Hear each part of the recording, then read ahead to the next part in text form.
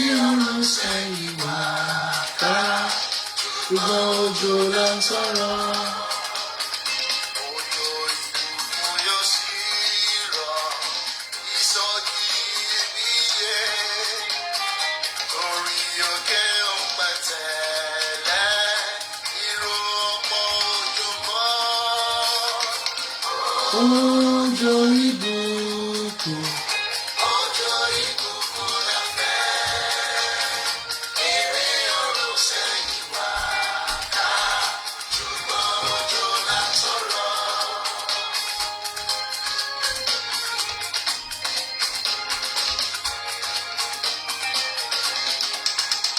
Òtítọ́ Jésù lọ fún ẹ ló mọ́ bí àwẹ̀ ọ̀nìyàn ọ̀dọ́kùtọ̀. Ìwọ àgbẹ̀kẹ̀lé ọ̀rẹ́ ọ̀fẹ́ rẹ̀, àwẹ̀ ọ̀nìyàn ọ̀dọ́kùtọ̀.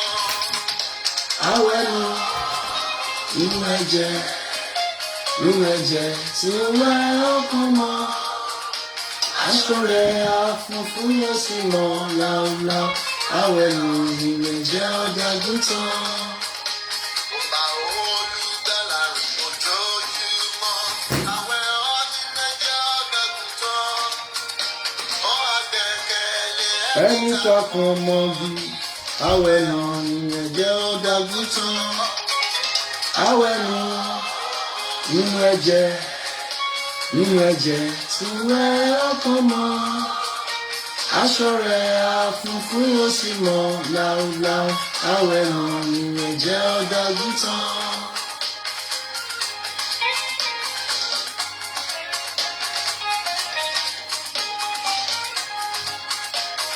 ọkàn mi á tún fi Jésù lọ, lẹ́ẹ̀kan sí lọ́rọ̀ rẹ̀. Ìsinsìnyí Olúwa wá pinnu, ìró àgbà tirẹ̀. Mo fẹ́ bọ́lọ́run ṣèrànwọ́ èmi ìfẹ́ jẹ́ tirẹ̀. Ẹ̀jẹ̀ rẹ̀ iyebíye ló fi rà mí, èmi yóò jẹ́ tirẹ̀. Bá ọ̀rẹ́ ọ̀fẹ́ lẹ́jọ́ra nígbà, òjèrè ìfẹ́ rẹ̀. Tí wọ́n ní èmi ò gbàgbọ́, kò sí gbẹ́kẹ̀lé ọ. Mo fẹ́ bọ́lọ́run ṣèrànwọ́ èmi ìfẹ́ jẹ́ tirẹ̀. Ẹ̀jẹ̀ rẹ̀ iyebíye ló fi rà mí, èmi yóò jẹ́ tirẹ̀.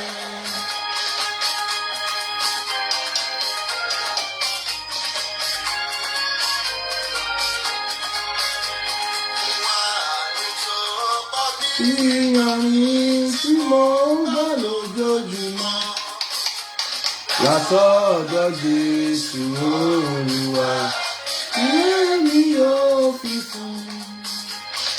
Kí wọ́n fi fún Olúwa sínú ọkàn mi. Ẹ̀ṣẹ̀ ti bà gbogbo rẹ̀ jẹ́, kó gbìyànjú sílẹ̀.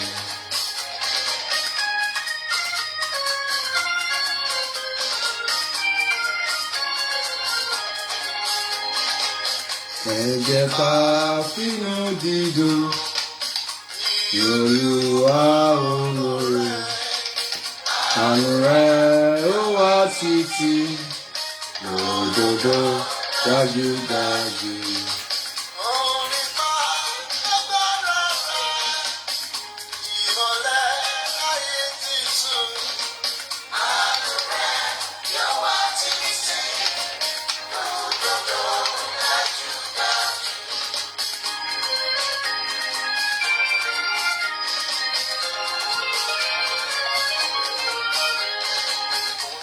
Tẹ̀síwájú lọ́nà náà.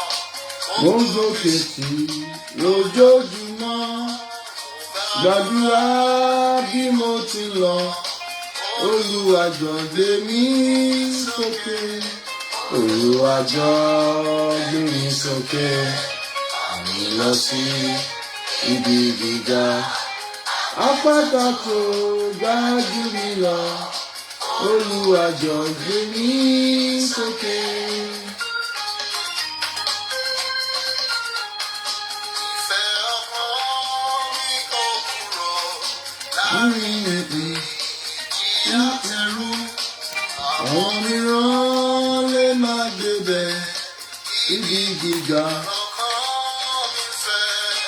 Olúwa jọ̀ọ́ gbé mi sókè, àmì lọ sí ibi gíga, àpáta tó ga jù mí lọ.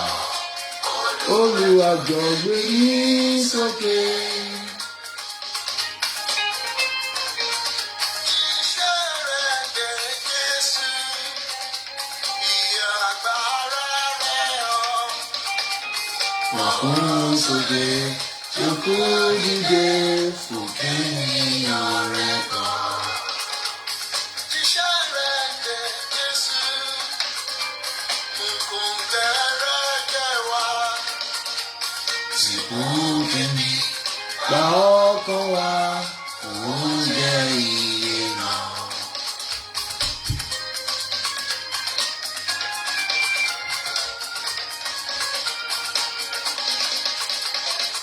Ọjọ́ ńlá lọ́jọ́ tí mo yàn.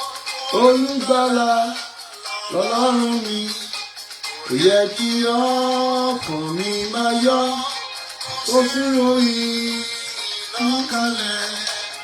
Ọjọ́ náà lọ́jọ́ náà tí Jésù wẹ ẹ̀ṣẹ̀ mi nù. Ó kọ́ mi kí n máa gbàdúrà, kí n máa ṣọ́ra, kí n sì máa yọ̀. Ọjọ́ náà lọ́jọ́ náà tí Jésù wẹ ẹ̀ṣẹ̀ mi nù. Ṣé ìgbàlà máa rí náà? Mo jí t'Olúwa mi lónìí, tó ló fẹ́ mi tí mo sì jẹ́ lóyún bí èmi kan náà. Ọjọ́ náà lọ́jọ́ náà tí Jésù wẹ ẹ̀ṣẹ̀ mi nù. Ó kọ́ mi kí n máa gbàdúrà, kí n máa ṣọ́ra, kí n sì máa yọ̀. Ọjọ́ náà lọ́jọ́ náà tí Jésù wẹ ẹ̀ṣẹ̀ mi nù.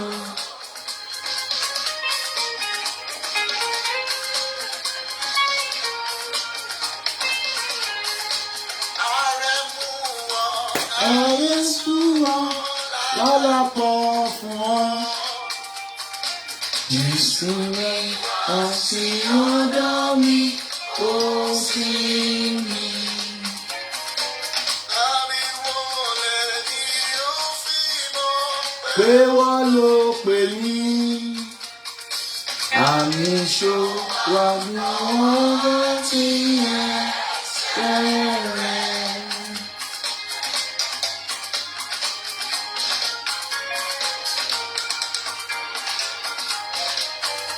bí mo ti rí Ìyá láyà. wa wí, kò sí ti pé mi pé kí wá Olúwa mo dé. Mo dé. Bí mo ti rí mo ti lẹ́jẹ̀. Ìjà lóde. Ìjà nínú ẹ̀fún mi ní ẹ̀rù nínú Olùgbàlà mo dé. Mo dé. A gbé ọ̀gá ẹlẹ́dàá ayé àti ọ̀run. Ọlọ́run tí ò lè kú, Ọlọ́run tí ò lè gbàbọ̀dè. Ọba tí kìí kọ àwọn tiẹ̀ sílẹ̀. Ọba tó tó sinmi lé. A yìn ọ́, a ṣe ọ́ lọ́ba. Onípo wà pẹ̀lú wa ò fi wá sílẹ̀. A gbé ọ̀gá fún tó máa ṣe láṣálẹ́ yìí. A yìn ọ́ fún ibi tó ti mú wa bọ̀. A yìn ọ́ fún ibi tó mú wa dé. A yìn ọ́ fún ibi gíga tó mú wa lọ. Ṣé o Jésù? Olùgbà mi. Mo dé ẹ̀ràn rẹ̀. hallelujah. Ẹ jẹ́ ká bẹ̀rẹ̀ sí gbé orúkọ Olúwa ga, ẹ̀yin ọmọ Ọlọ́run lọ́kùnrin àti lóbìnrin níbi tí ẹ ti ń wò wá tẹ́lẹ̀ ń gbọ́ wa láṣálẹ̀. Mo rọ̀ yín kẹ́ ẹ la ẹnu yín gbòòrò, ẹ máa yin ọba àwọn ọba, Olúwa àwọn olúwa, ẹni tá a ti bí ṣáájú àwọn òkè, ọba tí ogun ayé ò lè borí, ọba tí kì í kọ àwọn tiẹ̀ sílẹ̀, ọba tí ogun èṣù ò lè borí, ọba tí ò lè gbàbọ̀dè, ọba tó ní gbogbo ipá àti agbára. Ẹ máa gbé orúkọ Olúwa ga. Ẹ̀yin òní ni Tuesday tó gbẹ̀yìn nínú oṣù kẹfà, ọba tó dá èmi àti yín sí, ọba tí ò jẹ́ ká ti dìdàkudà, ọba tí ò jẹ́ kí ìpinnu àwọn èèyàn ibi kó ṣẹ mọ́ wa lára. Ẹ̀yin fún ìpèsè rẹ̀, ẹ̀yin fún ìtọ́jú rẹ̀, ẹ̀yin fún àánú rẹ̀. Ẹ gbé orúkọ Olúwa ga, ẹ fi ọpẹ́ fún. Ẹ̀yin ọ̀rọ̀ Ọlọ́run sọ fún wa nínú Psalm 100, ó ní ká wá sínú ilé òun pẹ̀lú ọpẹ́ àti ìyìn, ká fi ìyìn fún orúkọ rẹ̀, ó ní ká máa dúpẹ́ fún. Ohun tí Ọlọ́run fẹ́ jù ó ní ìyìn àtọpẹ́. Ẹ gbé orúkọ Olúwa ga. Ẹ̀yin fún àwọn tó ti ṣe, ẹ̀yin fún àwọn tó ń ṣe lọ́wọ́lọ́wọ́, ọba tó ń dáàbò bo èmi àti yín, ọba tó gbà wá lọ́wọ́ ọfà òru, ọba tó gbà wá lọ́wọ́ ẹ̀sín, ọba tó ń gbà wá lọ́wọ́ ìṣubú, ọba tó ń gbà wá lọ́wọ́ ìdì, ọba tó ń kó wa yọ. Àwa ò ní agbára kan, bẹ́ẹ̀ la ò ní ipá kan, ṣùgbọ́n ó ń pa wá mọ́ lọ́wọ́ ọfà tó ń fò ní òru àti ọ̀sán. Kò jẹ́ kí ọ̀tá kó yọ̀ wá, kò jẹ́ ká dìdàkudà, kò jẹ́ ká dòkú, kò jẹ́ kí ọ̀nà wa ó dàrú, bẹ́ẹ̀ ni ayé wa ò dojúrú. Ẹ gbé orúkọ Olúwa ga. Ẹ̀yin ẹ fi ọpẹ́ fún, ẹ̀yin ẹ fi ìyìn fún. Ẹ dúpẹ́ lórí ilé yín, ẹ dúpẹ́ lórí àwọn ọmọ, kí ọkọ kó dúpẹ́ lórí aya, kí aya kó dúpẹ́ lórí ọkọ. Ẹ dúpẹ́ lórí iṣẹ́ ìránṣẹ́ yín, ẹ dúpẹ́ lórí iṣẹ́ yín, ẹ dúpẹ́ nípa tara, ẹ dúpẹ́ nípa tẹ̀mí. Ọlọ́run tí ò jẹ́ kó jú ó tì yín, ogun ó jáde kò wọlé. Ọlọ́run ò jẹ́ kí tiwa ó rí bẹ́ẹ̀. Ọlọ́run tí ò jẹ́ kí ìfẹ́ àwọn ènìyàn burúkú ṣẹ mọ́ wa lára, ọba tó mú wa tẹ̀síwájú. Ẹ gbé orúkọ Olúwa ga. Ẹ yìn ín lógo, ẹ fi ọpẹ́ fún, ẹ júbà rẹ̀, ẹ já fi ìmoore hàn láṣálẹ́ ká tó lọ gbàdúrà. Jésù o ṣé o, ògo ni fún orúkọ Olúwa. Jésù Kristi Olúwa wa, àmín. Jésù o ṣeun o, Jésù o ṣeun o, àánú rẹ̀ ló jẹ́ kí n lè sọ pé Jésù o ṣeun o. Ó ṣé bàbá, Jésù o ṣeun o, lórí ọ̀rọ̀ mi, Jésù o ṣeun o, àánú rẹ̀ ló jẹ́ kí n lè sọ pé Jésù ó ṣeun o. Èmi ò yìn ọ́, èmi ò yìn ọ́, èmi ò yìn ọ́, èmi ò yìn ọ́ Ọlọ́run mi. Ọba tó ń gbàdúrà sóhun ló tọ́ ká máa yìn. Èmi ò yìn ọ́ Ọlọ́run mi. Àyè ọpẹ́ yọ, Jésù àyè ọpẹ́ yọ. Àyè ọpẹ́ yọ, Jésù àyè ọpẹ́ yọ. Mo ronú jinlẹ̀, mo rí pé àyè ọpẹ́ yọ. Ẹ ṣé o Jésù, ọba tó fàyè ọpẹ́ sílẹ̀, Ọlọ́run tí a kò lè dá dúró. Mo gbé ọ̀gá o, Ọlọ́run tí a kò lè dá dúró. Mo gbé ọ̀gá o. Ọlọ́run kó tẹ́wọ́ gba ọpẹ́ wa lórúkọ Jésù Kristi. Ògo ni fún orúkọ Olúwa. Mo gbàdúrà láṣálẹ́ gbogbo ẹ̀ṣẹ̀, Ọlọ́run kó dáríjì wá. Ẹ̀ṣẹ̀ kò ní ṣe ìdíwọ́, bẹ́ẹ̀ ni kò ní ṣe ìdènà lórúkọ Jésù Kristi. Tàbá dẹ̀ ní àwa tó yẹ ká jẹ́wọ́ ẹ̀ṣẹ̀ wa, a ò lè wà nínú ẹ̀ṣẹ̀ ká ní kí oore ọ̀fẹ́ Ọlọ́run kó máa pọ̀ sí. ìwé mímọ́ sọ fún wa nínú ìwé Galatians 6:7 ó ní a kò lè gan Ọlọ́run tá bá wà nínú ẹ̀ṣẹ̀. Ohun tó Ọlọ́run sọ ní pé ká kọ́kọ́ jẹ́wọ́ ẹ̀ṣẹ̀ wa, ó ní dẹ̀ ká kọ̀ sílẹ̀, ó ní gbà yẹn Ọlọ́run á ṣàánú fún wa. So a ní láti jẹ́wọ́ ẹ̀ṣẹ̀ wa. Ẹ pe orúkọ Jésù Kristi. Olúwa dáríjì mí gbogbo tí mo ti ṣẹ̀, Olúwa dáríjì mí kí má bàa ṣe wá lásán. Ẹ sọ di àdúrà orúkọ Jésù Kristi. Ẹ̀mí mọ́ Ísírẹ́lì dáríjì mí gbogbo tí mo ti ṣẹ̀, Olúwa dáríjì mí, Olúwa yọ́nú sí mi, mú kí n lọ ní ìdáláre láṣálẹ́ yìí. Bàbá yọ́nú sí mi, Jésù yọ́nú sí mi, jẹ́ kí n lọ ní ìdáláre o. Bàbá yọ́nú sí mi, bàbá yọ́nú sí mi, Jésù yọ́nú sí mi, jẹ́ kí n lọ ní ìdáláre o. Bàbá yọ́nú sí mi. Ọlọ́run kò ṣe bẹ́ẹ̀. Jésù Olúwa wa, mo gbàdúrà lórúkọ Olúwa, èmi àti yín láṣálẹ́ yìí a ó rí ìyọ́nú Ọlọ́run gbà lórúkọ Jésù Kristi. Mo ní ọba àwọn ọba yóò yọ́nú sí wa lórúkọ Jésù Kristi. A ò ní wá lásán, bẹ́ẹ̀ la ò ní lọ ní òfo. Ògo ni fún orúkọ Olúwa. A fẹ́ lọ gbàdúrà láṣálẹ́ yìí. Olúwa ní ká gbàdúrà, ká fi ìwé Jeremáyà orí 1 màá kà láti ẹsẹ̀ 17 sí 19. Màá kà ká tó gbàdúrà. Jeremiah chapter 1 from verse 17 to 19. Bẹ́ẹ̀ni sọ wípé ṣùgbọ́n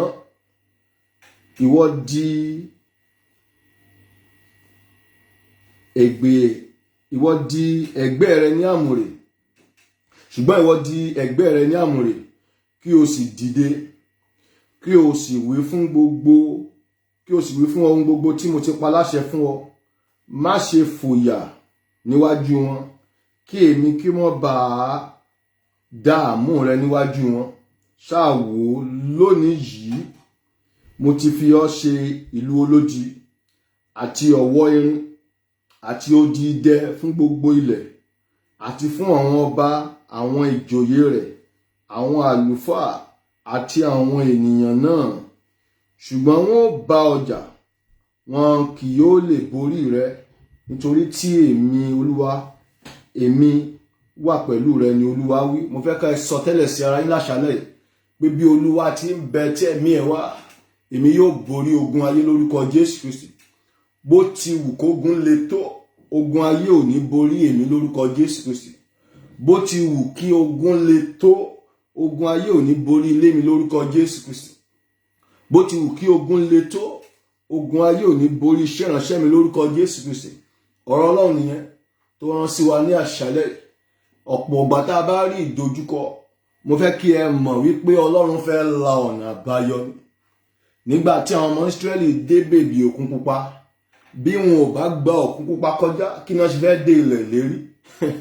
Láì bá sí ìṣòro kò lè sí ìtẹ̀síwájú. Ọ̀pọ̀lọpọ̀ ìgbà èèyàn á wò pé ibi tí mo wà yìí ti da. Irọ́, Ọlọ́run ní ètò tó dára jù bẹ́ẹ̀ lọ. Ohun tó máa ṣe náà ni pé á mú ìdojúkọ wá. Èṣù á kó sínú àwọn ènìyàn, wọ́n á ṣe oríṣiríṣi tó wù wọ́n láì mọ̀ pé Ọlọ́run gan ló ń lò wọ́n. Mo pa á ní àṣẹ bí ikọ̀ àtìríjú Olúwa. Èmi àti yín lórúkọ Olúwa ni mo wí. Láwọn tó dúró pẹ̀lú Ọlọ́run ní tòótọ́, ogun ayé ò ní borí yín lórúkọ Jésù Kristi. Ogun kì í borí Ọlọ́run, ogun ò ní borí wa lórúkọ Jésù Kristi. Gbogbo ogun tí ọ̀tá bá ń gbé, Ọlọ́run yóò máa lò fún ìgbéga tiwa lórúkọ Jésù Kristi. Ẹ̀rọ àwọn ẹ̀gbọ́n Jósẹ́fù, wọ́n dìtẹ̀ mọ́, wọ́n gbógun tì í. Bákan náà àwọn èèyàn Dáfídì, Ọlọ́run lo gbogbo ìṣòro yìí fún ìgbéga àwọn èèyàn rẹ̀ ni. Ká tó lọ gbàdúrà, mo fẹ́ kí iye wa kó ṣí. Gbogbo ogun náà kọ́ ni k'Olúwa ṣẹ́ ńgbà míì. Bẹ́ẹ̀ ni, ogun míì wà fún ìgbéga ni. Ẹ sọ fún Ọlọ́run, Olúwa lo ìṣòro yìí fún ìgbéga mi. Àríkà ní ìwé Róòmù orí 8 ẹsẹ̀ 28, Romans 8:28. Ó ní èmi mọ̀ wípé ohun gbogbo yóò ṣe papọ̀ fún rere fún àwọn tó fẹ́ Olúwa. Genesis 50:20. Joseph sọ wípé ibi lẹ̀yin rò sí èmi, ṣùgbọ́n Ọlọ́run sọ di ire. Ohun tó Olúwa rán mi láṣálẹ́ nìyẹn. Tiwa ni ká máa gbàdúrà, tiwa ni ká máa kíyèsára, Bíbélì sọ fún wa pé kírísítẹ́nì má ṣe sinmi ní àárín ọ̀tá la wà, àárín ọ̀tá là ń gbé, àárín ẹ̀gún là ń gbé. Jésù Olúwa sọ nínú John 16:33, ó ní nínú ayé ẹ̀yin yóò rí ìpọ́njú, ṣùgbọ́n ẹ tújú ká, mo ti ṣẹ́gun ayé. Ogun láyé, iná láyé, omi láyé. Pàtàkì ni wípé a ò ní bá ayé lọ lórúkọ Jésù Kristi. Mo wí lórúkọ Olúwa, mo ní a ò ní bá ayé lọ lórúkọ Jésù Kristi. Gbogbo ogun tí ayé gbé dìde sí èmi àti yín, tán gbé dìde sí iṣẹ́ wa, sí ilé wa, Ọlọ́run yóò lò fún ìgbéga wa lórúkọ Jésù Kristi. Ọlọ́run yóò lò fún àṣeyọrí wa lórúkọ Jésù Kristi. Ìyẹn ọmọ Ọlọ́run, ẹ ní ẹ fi ọkàn balẹ̀ nínú Ọlọ́run. Láì bá sí ìṣòro, ẹ ní mọ ẹni tó yẹ kẹ́ ẹ mọ̀. Ẹ̀kọ́ tí mo tún kọ́ ní Bíbélì nìyẹn. Bí èèyàn bá ní ìṣòro, bẹ́ẹ̀ ni bá ní ìdojúkọ, ẹ ó tún mọ àwọn èèyàn tó yẹ, èèyàn tí ẹ ò mọ̀ tẹ́lẹ̀, ó mọ̀ wọ́n. Ọlọ́run ó tún mú àwọn èèyàn rere wọlé wá. Bẹ́ẹ̀ ni, so mo fẹ́ ká máa gbàdúrà látòní lọ. Gbogbo ogun kọ́ ní ọ̀dọ̀ èṣù, Ọlọ́run gbà láàyè ní tiwa ní kọ́lọ́run lò fún ìgbéga. Ká tó lọ gbàdúrà, ẹ pèrè fún agbára Ọlọ́run. Tẹ́ bá wo verse 17 yẹn, Ọlọ́run sọ fún pé kó dìde, ó ní kó di àmùrè ẹgbẹ́ rẹ̀. Ó ń sọ nípa empowerment, ó ń sọ nípa agbára torí àwọn ọba tó máa kojú. Ẹ pe orúkọ Jésù Kristi. Olúwa sọ mí di alágbára, Olúwa dira agbára fún mi. Bẹ́ẹ̀ ènìyàn bá ti ní agbára, Yorùbá máa ń pòwe kan, wọ́n á ní ẹni tó mi kùkùté ara ẹ̀ ló mì. Àwa tá a gbé oko, èmi náà gbé oko, mo kàn ní àìdíà ni.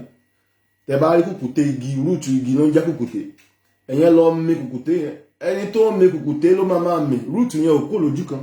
Tó bá yá ẹni yẹn á filẹ̀. ń tagbọ́ Ọlọ́run máa ń ṣe inú ayé ènìyàn ni. Onígbà tí ọ̀tá bá wá bí rúrú omi, ẹ̀mí Ọlọ́run yóò gbé ọ̀págun sókè. Òkú gan wọ́n fi òkú gan ṣépè láyé tá a wà yìí. Òkú tó ti kú wọ́n tún gbé ṣépè pé kò ní kú re, wọ́n tún gbógun ti òkú. Mélòó àwa tá a wà láyé tá a wà láàyè ti wá ní láti dúró nínú Ọlọ́run. Ẹ pe orúkọ Jésù Kristi láṣálẹ́. Olúwa sọ mí di alágbára. Agbára mi kò tó, bàbá gbàgbára wọ̀ mí. Èyí tó kọ ojú já séṣu ẹ̀ṣẹ̀, bàbá gbé mi wọ̀. Ẹ sọ fún Ọlọ́run, agbára tó gbé ògo tó fún mi, agbára tó bú jáde, agbára tó borí èṣù, agbára tó borí ogun ayé, agbára tó borí ọfà, agbára tó borí ọ̀tẹ̀, agbára tó borí àṣàsí, agbára tó borí ìjì. Olúwa gbé wọ̀ mí. Ẹ sọ di àdúrà. Orúkọ Jésù Kristi, orúkọ Jésù Kristi. Olúwa sọ mí di alágbára. Agbára tó borí ayé, agbára tó borí ikú, agbára tó borí ìjì, agbára tó borí omi, agbára tó borí àránsì, agbára tó borí àṣìṣe, agbára tó borí ikú òjijì. Olúwa gbé wọ̀ mí. Olúwa gbé wọ̀ mí. Ẹ bèrè fún agbára ẹ̀yin ọmọ Ọlọ́run. Agbára tó gbé ògo tó fún mi, Olúwa fi fún mi. Olúwa fi fún mi. Olúwa fi fún mi. Olúwa fi fún mi. Olúwa fi fún mi. Sọ mí di alágbára. Agbára tó borí ogun ayé, agbára tó gun ayé ò lè borí, agbára tó gun ènìyàn ò lè borí, agbára tó gun òkùnkùn ò lè borí, agbára tí kò lè ṣiṣẹ́, agbára tí kìí dìdàkudà, agbára táyé ò lè palẹ́kùn, agbára táyé ò lè ṣẹ́gun. Sọ mí di alágbára. Bàbá sọ mí di alágbára. Bàbá sọ mí di alágbára. Bàbá sọ mí di alágbára. Wọ ilé mi ní agbára, wọ iṣẹ́ mi ní agbára. Agbára tó ń dojú ti àwọn ìkà ènìyàn, agbára tó máa ń yíbi lé oníbi lórí, agbára tó ń fẹbọ fún ẹlẹ́bọ, agbára tó ń tú ìkà láṣìírí. Olúwa ṣe bẹ́ẹ̀. Jésù Olúwa wa. A ó di alágbára lórúkọ Jésù Kristi. Àwa tá, of course, àwa tá ń sọ Yorùbá, ọmọ Nàìjíríà ni wá. Ẹlòmíràn wá láti, some people from Brazil wọ́n gbọ́ Yorùbá. Ní tí mo try sọ ní pé ibi táwa ti wá, tí ò bá síná, a máa lo generator, wọ́n máa pe kíní kan ní half current, iná yẹn ò ní full. Wọ́n á ní ká lọ yọ fridge, wọ́n á ní ká máa lo iron, ká máa lo àwọn nǹkan tó ní agbára ńgbà yẹn, nítorí pé agbára iná yẹn kò lè gbé nǹkan tán lò nílé. Bó ṣe rí inú agbára tá à ń béèrè fún náà nìyẹn. Bí agbára Ọlọ́run nínú ayé èèyàn ò bá tí ì tó ògo tí Ọlọ́run fún èèyàn, ìdojúkọ á sì máa pọ̀. Bẹ́ẹ̀ ni, wàhálà sì máa pọ̀. Béèyàn bá gbé ìgbésẹ̀ kan, wọ́n lè dá dúró, ọ̀kan dá padà sẹ́yìn. Ẹ má rẹ̀wẹ̀sì. Ọ̀pọ̀lọpọ̀ máa ń jẹ́ kí nǹkan yẹn kó discourage wọn láti padà lẹ́yìn Ọlọ́run. Irọ́, ọ̀nà sí ìparun nìyẹn. Èèyàn máa gbàdúrà sí náà ni. Ẹ pe orúkọ Jésù Kristi, agbára tó gbégbé ayé aṣẹ́gun. Kò sí ní tẹ́ lè ṣe sí àwọn èèyàn kà. Wọ́n ti yan ìpín tiwọn láti ọ̀run wá ní. Bíbélì sọ pé láti inú ìyá wọn ni wọ́n ti yapa. Tiwa ni ká máa gbàdúrà. Ọlọ́run ló mọ tó máa ṣe fún àwọn ìkà ènìyàn. Ṣùgbọ́n mi mọ̀ wípé Ọlọ́run kì í tìkà lẹ́yìn. Mo dẹ̀ mọ̀ wípé ogun kì í borí aládùúà. Bẹ́ẹ̀ ni ẹ pe orúkọ Jésù Kristi. Olúwa sọ mí di alágbára. Agbára tó gbé ògo tó fún mi. Agbára tó ṣiṣẹ́ tó rán mi. Olúwa gbé wọ̀ mí. Ẹ sọ di àdúrà. Orúkọ Jésù Kristi. Orúkọ Jésù. Orúkọ Jésù. Olúwa sọ mí di alágbára. Agbára tó gbé ògo tó fún mi. Agbára tó ṣiṣẹ́ tó rán mi. Agbára tí ọfà ayé kì í wọlé sí lára. Agbára tí ibi kì í bá. Sọ mí di alágbára. Sọ mí di alágbára. Sọ mí di alágbára. Sọ mí di alágbára. Sọ mí di alágbára. Sọ mí di alágbára. Sọ mí di alágbára. Sọ mí di alágbára. Sọ mí di alágbára. Sọ mí di alágbára. Sọ mí di alágbára. Olúwa ṣe bẹ́ẹ̀. Jésù Olúwa wa. Ní àṣálẹ́ lórúkọ Olúwa, gbogbo àwa tí tá a fi pé bóyá nǹkan kan rìn lára wa, bólúwa ṣe sọ last week, lónìí láórí ìtúsílẹ̀ lórúkọ Jésù Kristi. Mo rọ̀ wá kárípa dúró parí àdúrà àṣálẹ́ yìí. Gbogbo ẹni tó rò pé ọfà wà lára wọn, bóyá nǹkan rìn lára wa, àbẹ̀ṣà mọ̀ pé bọ́dì mi ò rí bó ṣe yẹ kó rí, lórúkọ Olúwa láṣálẹ́ yìí, iná Olúwa yóò tì wọ́n jáde lórúkọ Jésù Kristi. Gbogbo ìdè òkùnkùn ló máa já ní àṣálẹ́ lórúkọ Jésù Kristi. Akọ̀wé rẹ̀ pé nípa ìfàmì òróyàn gbogbo àjàgà ni yóò já dànù. Ọlọ́run yóò mú ọ̀rọ̀ rẹ̀ ṣẹ nínú ayé wa lórúkọ Jésù Kristi. Ká tó lọ bèrè fún agbára nígbà kẹta, kí n má dárúkọ torí ibi tá a wà. Ẹni tí mo ń sọ lónìí, ó ti di ìránṣẹ́ Ọlọ́run ńlá ní Christ Divine Apostolic Church ìjọ CAC. Wọ́n nígbà táwọn ẹ̀ṣẹ̀ bẹ̀rẹ̀ iṣẹ́ ìránṣẹ́, wọ́n ta àwọn lọ́fà. Nǹkan yẹn bà wọ́n lórí òkè táwọn ti ń gbàdúrà gbà. Wọ́n ní láàrin ìṣẹ́jú bíi 10 gbogbo ara àwọn ti wú, inú àwọn ti wú, orí ti wú, ojú ti wú. Wọ́n sáré lọ pé ó máa ń da kéèyàn ní bàbá nínú Olúwa, kéèyàn ní church tó ń lọ, kéèyàn ní pastor. Wọ́n sáré lọ pè wọ́n wá, wọ́n gbàdúrà fún wọn. Ogun yẹn ṣàṣẹ, kò mú ẹ̀mí wọn lọ. Kí ni mo fẹ́ sọ ní pé tá à ń sọ lónìí tí máa ń lísì sí wọn, a ní ká béèrè fún agbára tí ọfà ò lè wọlé sí lára. Ó ní ìsìn báyìí mọ́yé tá máa ń lead the prayer, wọ́n kàn lè rí nǹkan kan tó drop níwájú wọn. Agbára ní level ti change. Ẹ pe orúkọ Jésù Kristi. Agbára tí ọfà ayé kì í wọlé sí lára. Agbára ni. Àyíká ń gbà Jésù Olúwa náà. Bí sọ pé torí pé àkókò rẹ̀ ò tí ì dé, tí wọ́n bá fẹ́ jù lókúta, Jésù àṣà. Ẹ lọ ka John chapter 8. Bíbélì sọ pé Jésù àṣà, àkókò rẹ̀ ò tí ì tó ni. Ṣùgbọ́n bá tó yá, Acts 10:38, gẹ́gẹ́ bí Ọlọ́run ti wọ Jésù ní agbára àti ẹ̀mí mímọ́, ó ní ó dá lé lórí, ó ń kiri ṣoore, ó ń já ìdè, ó ń tú ìdè. Kò sí ẹni tó tó bẹ́ẹ̀. Èṣù gan rí èṣù sá, Jọ́dánì rí Jọ́dánì pẹ̀yìn dà. Àwọn òkè ń fò bí àgbò níwájú ẹ̀. Àwa fún Jésù ní orúkọ tó ju gbogbo orúkọ lọ, pé ní orúkọ Jésù Kristi ní kí gbogbo eékún kó wólẹ̀. Mo pa ní àṣẹ lórúkọ Olúwa láṣálẹ́ lórúkọ Jésù Kristi. Gbogbo eékún tó dìde máa yé wa náà máa ṣubú lórúkọ Jésù Kristi. Gbogbo ènìyàn tó dìde máa yé mi àti yín fún ibi, lórúkọ Olúwa ni mo wí, wọ́n máa ṣubú lórúkọ Jésù Kristi. Gbogbo ẹ̀dá tá a bí nínú obìnrin tó dìde mọ́ iṣẹ́ wa, tó dìde máa yé wa pẹ̀lú agbára òkùnkùn, pẹ̀lú ẹ̀mí àjẹ́, pẹ̀lú ẹ̀mí ìbọ̀dé, mo ní wọn ó ṣubú lórúkọ Jésù Kristi. Mo ní wọn ó ṣubú lórúkọ Jésù Kristi. Mo ní wọn ó ṣubú lórúkọ Jésù Kristi. Ẹ béèrè fún agbára nígbà kẹta. Màkàyà bó ṣìnìhì àbàsàndà. Agbára tí ọfà ayé kì í wọlé sí lára. Agbára tí ayé kì í dàn láàmú.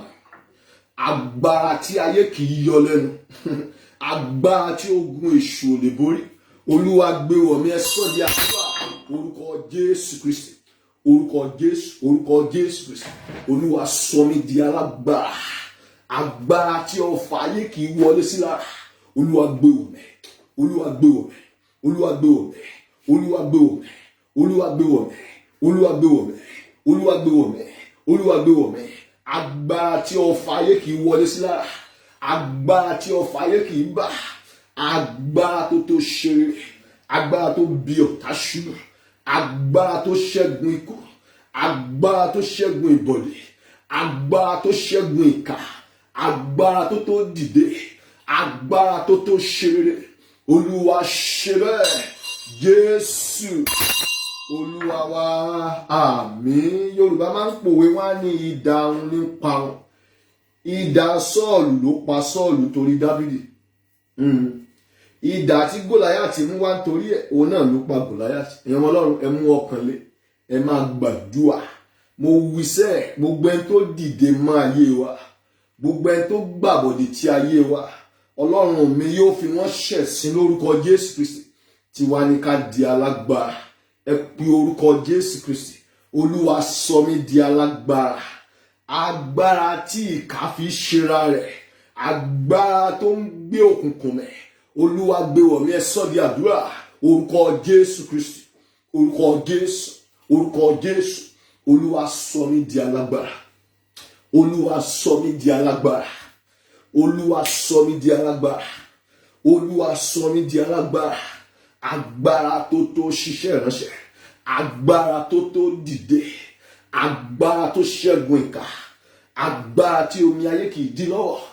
agbára tí iná ayé kì í dí lọ́wọ́ agbára tí iná ayé kì í jó agbára tí kì í ṣàṣetì oréré agbára tọ́nà fi ń là olúwa sọ mí di alágbára olúwa sọ mí di alágbára olúwa sọ mí di alágbára olúwa sọ mí di alágbára olúwa sọ mí di alágbára olúwa sọ mí di alágbára olúwa sọ mí di alágbára olúwa sọ mí di alágbára olúwa ṣe bẹ́ẹ̀ Jésù Kristi olúwa wa àmín. Agbára tá a nílò náà ni ọ̀rọ̀ Ọlọ́run Genesis orí kìíní láti ẹsẹ̀ ìkíní sí ìkẹta agbára tó ga jù láyé nìyẹn àti ọ̀rọ̀ Ọlọ́run Genesis chapter 1 from verse 1 to 3 Bíbélì wípé ní àtètèkọ́ṣe Ọlọ́run dá ọ̀run òun ayé sì wà ní jújù ó sì ṣófo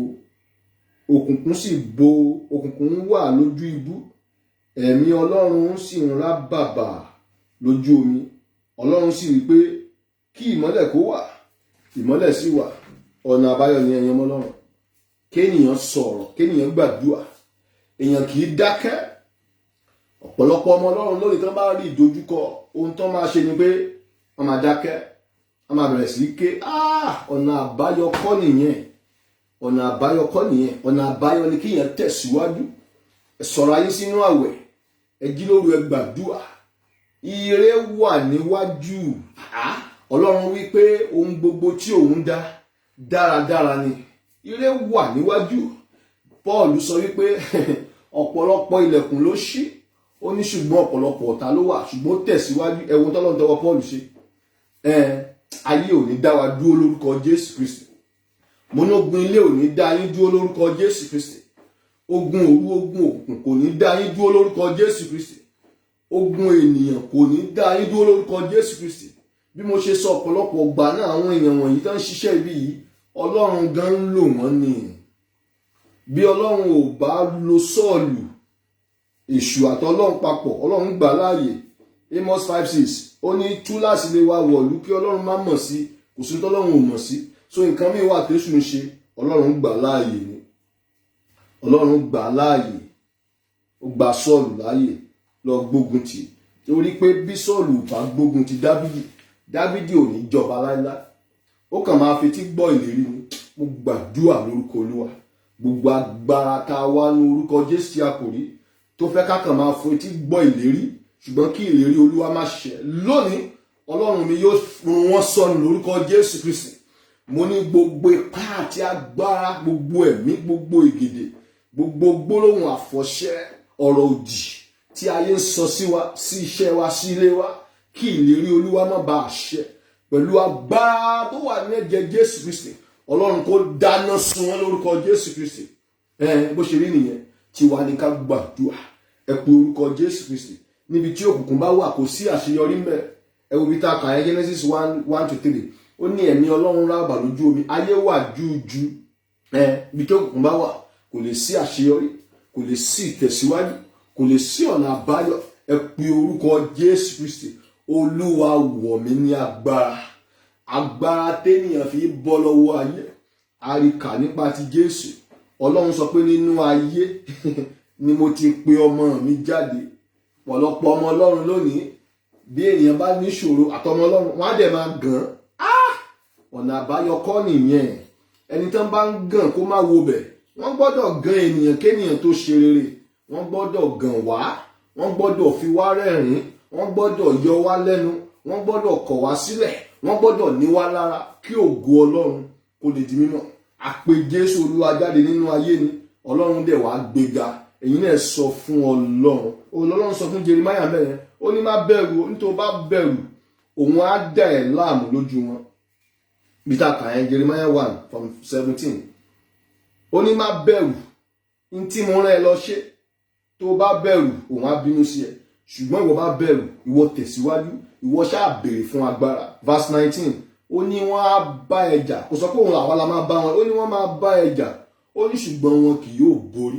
Torí pé èmi Olúwa, agbára mi, ẹ̀mí mi, ìdarí mi, ìtọ́ni mi, ó wà pẹ̀lú rẹ̀. Ẹ pe orúkọ Jésù Kristi. Agbára téèyàn fi bọ́ lọ́wọ́ ayé. Agbára téèyàn fi jàjàbọ́. Agbára téèyàn fi débi àṣeyọrí.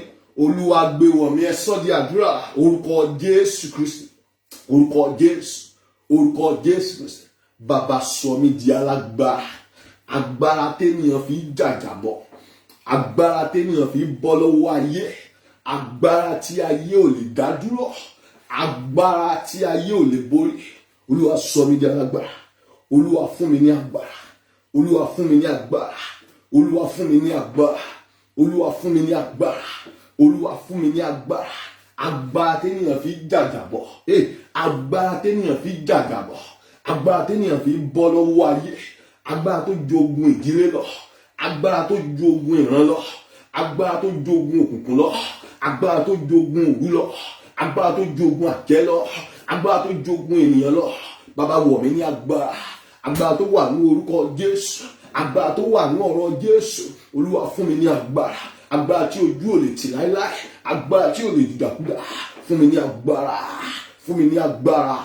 Fún mi ní agbára. Fún mi ní agbára. Olúwa ṣe bẹ́ẹ̀. Jésù Kristi Olúwa wa. Àmín. Nígbà tí Joseph lálàá ìgbéga, Genesis 37, ó rí pé àwọn èèyàn tẹríba fún àmọ́ sórí yẹn. Ó lálàá lẹ́ẹ̀mejì aláìgbéga. Ẹ wo ohun tó là kọjá kó tó débi ìgbéga. Àwọn tó yẹ kó mú ọkàn lérè nínú Bíbélì láti débi ògo, ẹ ó là kọjá.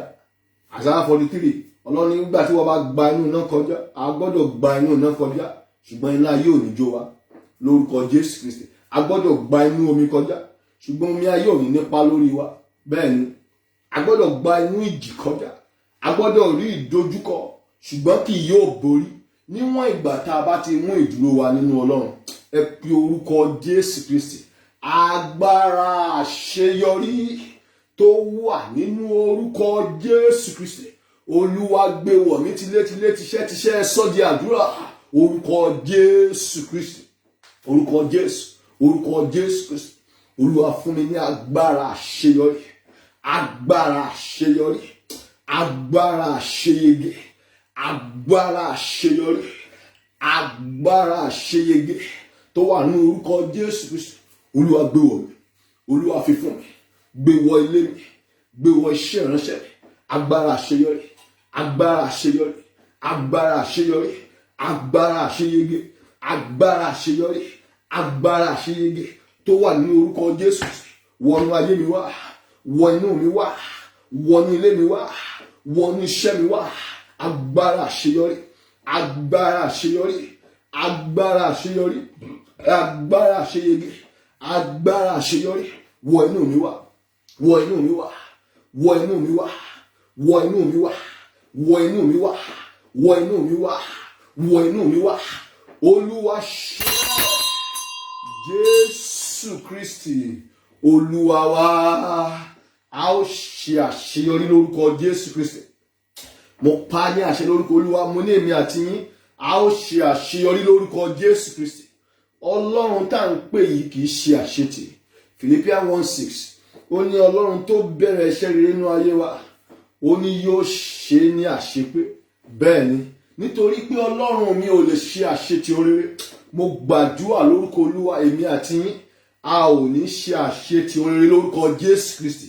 Ohun rere gbogbo tèmi àti yín dáwọ́lé yóò yọrí sí rere lórúkọ Jésù Kristi. Bẹ́ẹ̀ ló máa rí. Ẹ̀yin Ọlọ́run, ẹ mú ọkàn lé bí mo ṣe ń sọ. Ẹ bá ti rí ìdojúkọ, ẹ má bẹ̀rù. Exodus 14:14 Mósè ìránṣẹ́ Ọlọ́run alààyè, àìmọye ìgbà ló ti gba àwẹ̀ 40 days láì jẹun láì mú.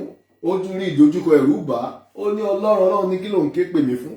Exodus 14:13 Why are you calling me? Kí ló wà lọ́wọ́ ẹ? Ó ní ọ̀pá, ètò túmọ̀ sí ọ̀rọ̀ Ọlọ́run, ètò túmọ̀ sí agbára Ọlọ́run. Ó ní nà sókè, nà síbo, omi níwájú, ọ̀tá lẹ́yìn, igbó lọ́tún àti òsì. Ọlọ́run ní nà síwájú. Lónìí lórí ìgbàlẹ̀ mi, mo gbàdúrà gbogbo ẹni tó fẹ́ deliverance, gbogbo ẹni tó fẹ́ breakthrough, gbogbo ẹni tó fẹ́ ìwòsàn, gbogbo ẹni tó fẹ́ ayọ̀, ohun gbogbo tí ọkàn èmi àti yín ń pòǹgbẹ láṣálẹ́ yìí, Ọlọ́run mi yóò yọ̀ǹda rẹ̀ lórúkọ Jésù Kristi. Mo ní ayọ̀ǹda rẹ̀ lórúkọ Jésù Kristi. Ọlọ́run yìí òjijì ló máa ń ṣe nǹkan. Ìbá wo ìwé Ọlọ́run, ìwé mímọ́ dáradára, á ní lójijì. Ọlọ́run sì yọ. Bẹ́ẹ̀ ni, nígbà téèyàn bá ti sọ ìrètí nù, nígbà tó bá ti ń sún ènìyàn, Ọlọ́run á dẹ̀ gba ọ̀nà ìyanu yọ. Mo gbàdúrà èmi àti yín, Ọlọ́run yóò gba ọ̀nà ìyanu yọ sí wa lórúkọ Jésù Kristi. Ọlọ́run ní kó nà káyọ̀ síwájú dẹ̀ ná. Òkun dẹ̀ kún yà, ẹ̀rù bà á, ó ní ẹ kọjá lọ. Bí wọn ò bá la òkun pupa kọjá, wọn ò ní délẹ̀ ìlérí. Ọ̀pọ̀lọpọ̀ pẹ̀yìn dà, ọ̀pọ̀lọpọ̀ wọn ló kú sí Íjíbítì. Mo gbàdúrà èmi àti yín nínú ìṣòro a ò ní kú síbẹ̀ lórúkọ Jésù Kristi. Ogun ayé ò ní borí wa lórúkọ Jésù Kristi.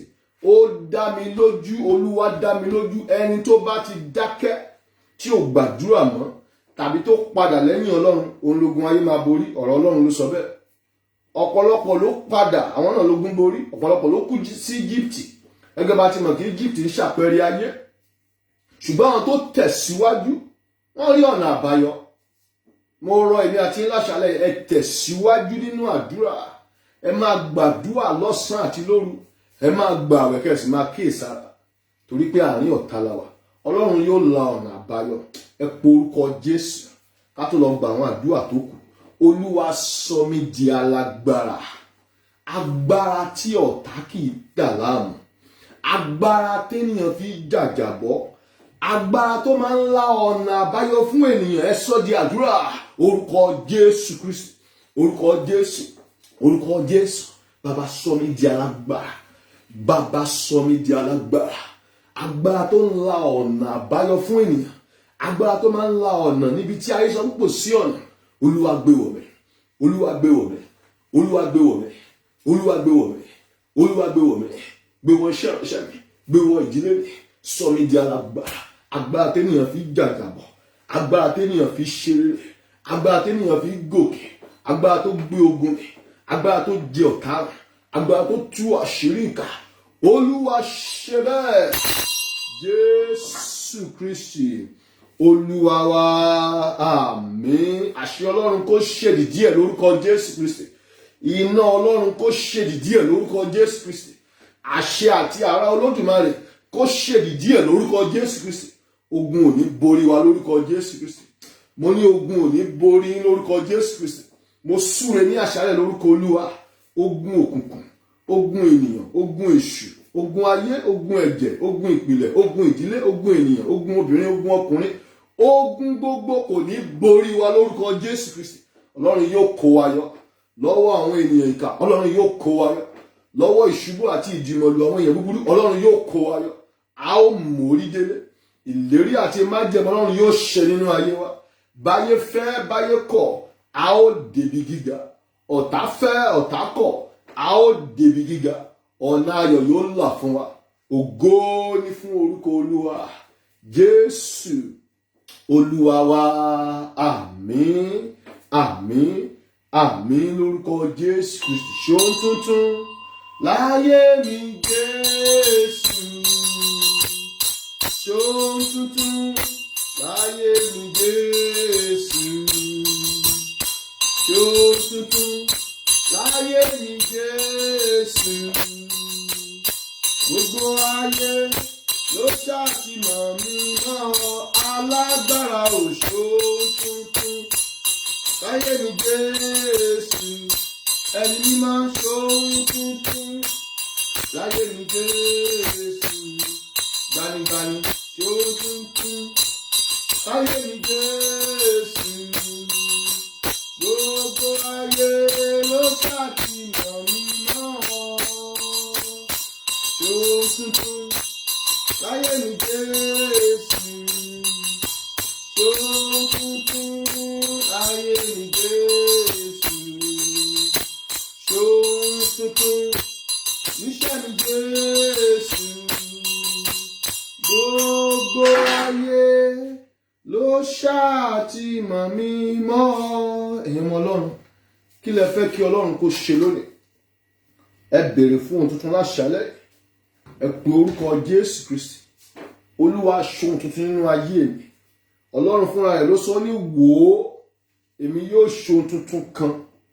Nísinsìnyí ni yóò wù jáde. Ó ní gbogbo ojú ni ó rí. Òun yóò la ọ̀nà ní aṣálẹ̀. Ìyẹn túmọ̀ sí pé òun yóò la ọ̀nà níbi tí ọ̀nà kò sí. Ẹ pe orúkọ Jésù Kristi. Olúwa ṣohun tuntun nínú ayé mi. Ohun tuntun alágbára. Ohun tí ìwọ nìkan lè ṣe. Bẹ́ẹ̀ ni, ohun tí ìwọ nìkan lè ṣe. Ẹ wo Jósẹ́fù. Nígbà tí wọ́n ta èèyàn sóko ẹrú, ó lálàá. Wọ́n ta sóko ẹrú. Kan tó ta sóko ẹrú, wọ́n fẹ́ pa òun pa. Mo mọ̀ pé inú ẹ̀ máa dùn gbà yẹn pé Ọlọ́run tiẹ̀ ṣe. Ikú yẹ̀ lórí òun. Ikú yájẹ̀sín lọ. Inú ẹ̀ máa dùn. Ó tún débi tó dé wọ́n ta lóko ẹrú. Ibẹ̀ yẹn bí sọ pé ohun gbogbo tó ṣe ló yọrí sí rere. Inú ẹ̀ ti dùn. Mo mọ̀ pọ́kàn ẹ̀ tiẹ̀ ti balẹ̀ ńbẹ̀ yẹn pé bí tó ń wà ẹ̀ tó ń tún gba sálárì. Ẹrú tó ń gba sálárì ó ti dáa tó.